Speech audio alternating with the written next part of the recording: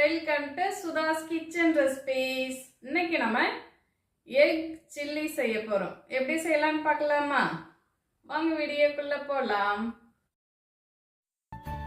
இப்போ நம்ம ஒரு பவுல் எடுத்துக்கோங்க. அதில் 2 ஸ்பூன் கார்ன்ஃப்ளவர் சேர்த்துக்கலாம். இது கூடவே 2 ஸ்பூன் மைதா சேர்த்துக்கலாங்க.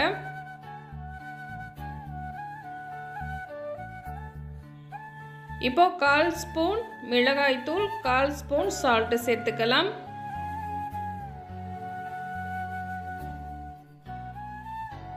இது கூடவே கொஞ்சமாக தண்ணீர் சேர்த்து நல்லா கலந்துக்கலாங்க.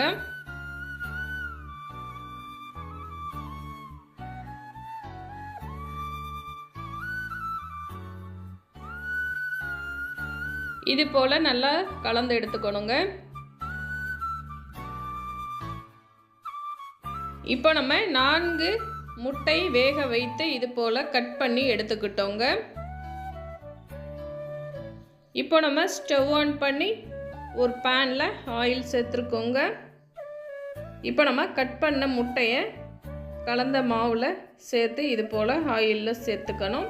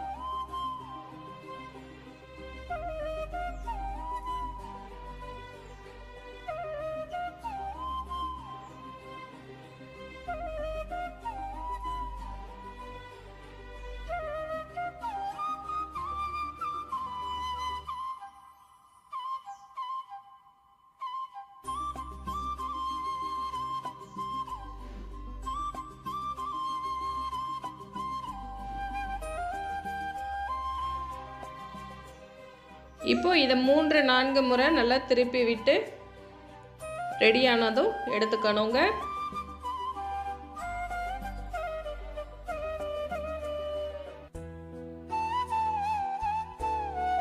இப்போ இது ரெடி ஆயிடுச்சுங்க. எடுத்து ஒரு பிளேட்டுக்கு மாற்றிக்கலாம்.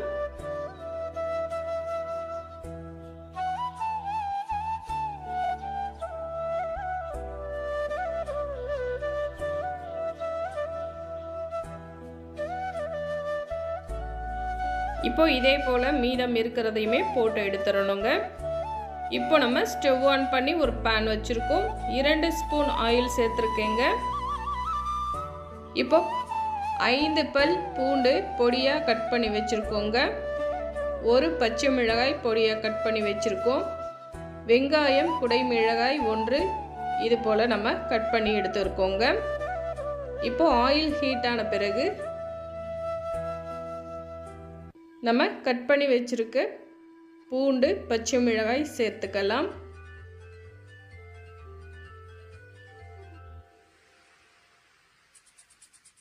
இது கொஞ்சம் வதங்கின பிறகு நம்ம வெங்காயம் குடை மிளகாய் சேர்த்துக்கலாம்.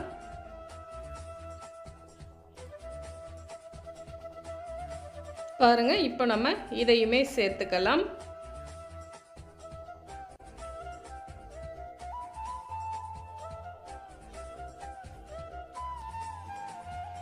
இப்போ நமக்கு குடை மிளகாயும் வெங்காயமும் ரொம்ப வதங்கக்கூடாதுங்க.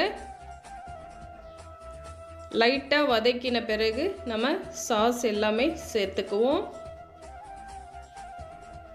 இப்போ இது கூட கொஞ்சமாக சால்ட்டு சேர்த்துக்கலாம்.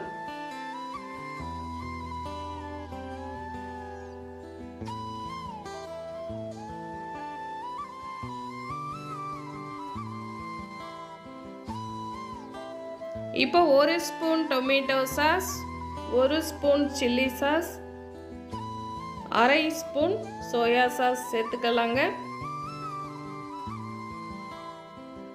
1/4 ஸ்பூன் அளவு மிளகுத்தூள் சேர்த்துக்கலாம்.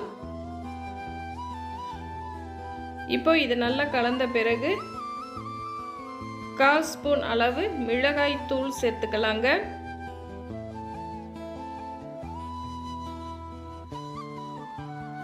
இப்போ இது ஒரு நிமிஷம் நல்லா வதக்கிக்கலாம். தண்ணீர் எதுவும் சேர்க்க வேண்டாம்.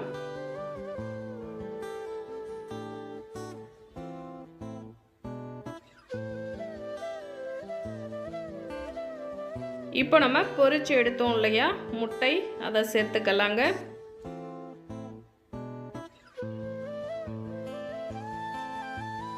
இப்போ இது கூடவே வெங்காயத்தால் நம்ம கட் பண்ணி வச்சுருக்கோங்க, அதை சேர்த்துக்கலாம். கொஞ்சமாக மல்லித்தழை கட் பண்ணி வச்சுருக்கோம், அதையும் சேர்த்துக்கலாம். வெங்காயத்தால் இருந்தால் சேர்த்துக்கோங்க, இல்லைனா மல்லித்தழை மட்டும் சேர்த்துக்கலாம். இப்போ பாருங்கள், நமக்கு ரெடி ஆயிடுச்சு. ஒரு பவுலுக்கு மாற்றிக்கலாம்.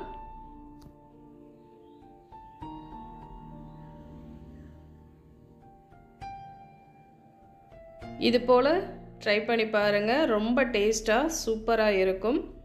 ரொம்ப ஈஸியாக செய்யக்கூடிய எக் சில்லி ரெடி ஆகிடுச்சுங்க. ட்ரை பண்ணி பாருங்கள். தேங்க்யூ.